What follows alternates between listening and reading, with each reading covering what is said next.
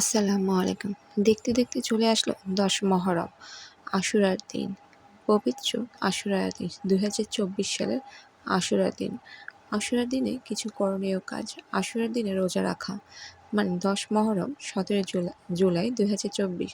তবে এর সাথে ৯ তারিখ মানে ১৬ বা ১১ তারিখ মিলে রোজা রাখা মানে ১৮ তারিখ, ১৮ জুলাই। সম্ভব হলে উক্ত দিনে যারা রোজা রাখবে তাদের এক বা একাধিক জনকে ইফতারি করানো, সাধ্যমতো দান সদকা করা ও গরিবদেরকে পানাহার করানো, এতিমের মাথায় হাত বোলানো ও তাদের সহযোগিতায় পাশে এসে দাঁড়ানো।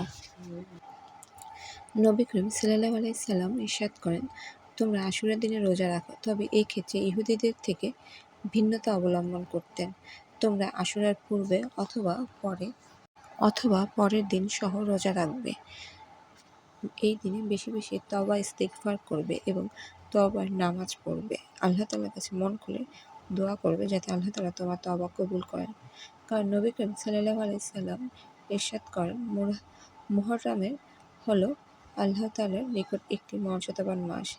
এই মাসে এমন একটি দিন আছে যাতে তিনি অতীতে একটি সম্প্রদায়কে ক্ষমা করেছেন এবং ভবিষ্যতেও অপরাপর সম্প্রদায়কে ক্ষমা করবেন। দিনের খাতিরে এই দিনে হযরত হুসাইন রাদিয়াল্লাহু তাআলা আনহু যে ত্যাগ তিতিক্ষা প্রদর্শন করেছেন তা থেকে সকল মুসলমানদের দ্বীনের জন্য যে কোনো ধরনের ত্যাগ ও কুরবানি পেশ করার শিক্ষা গ্রহণ করা। আজকে ১০ মহরম। আজকে আমরা সেহরি খেয়ে মহরমের আশুরার রোজা রাখবো। আমরা যখন আজকে সেহরি খেতে উঠব তখন ২ থেকে ৪ রাকাত তাহাজ্জুদের নামাজ পড়ব এবং সাথে ২ রাকাত সালাতুল হাজতের নামাজ পড়ব। আল্লাহ তাআলার কাছে বেশি বেশি ইস্তেগফার করব, দুরূদ ইব্রাহিম পড়ব, দোয়া ইউনুস পড়ব এবং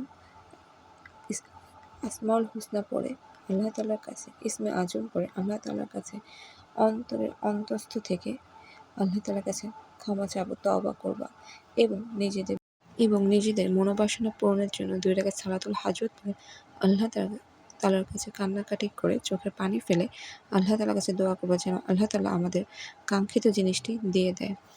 এবং সারাদিনে আমরা ইস্তিগফার পড়ব, দুরূদ ইব্রাহিম পড়ব আর দোয়া ইউনুস পড়ে আল্লাহ তাআলার কাছে দোয়া করব। আল্লাহ তাআলা আমাদের সকলকে বেশি বেশি আমল করার তৌফিক দান করুক এবং আমাদের তওবা কবুল করুক, আমাদের মনের নেক হাজত পূরণ করুক।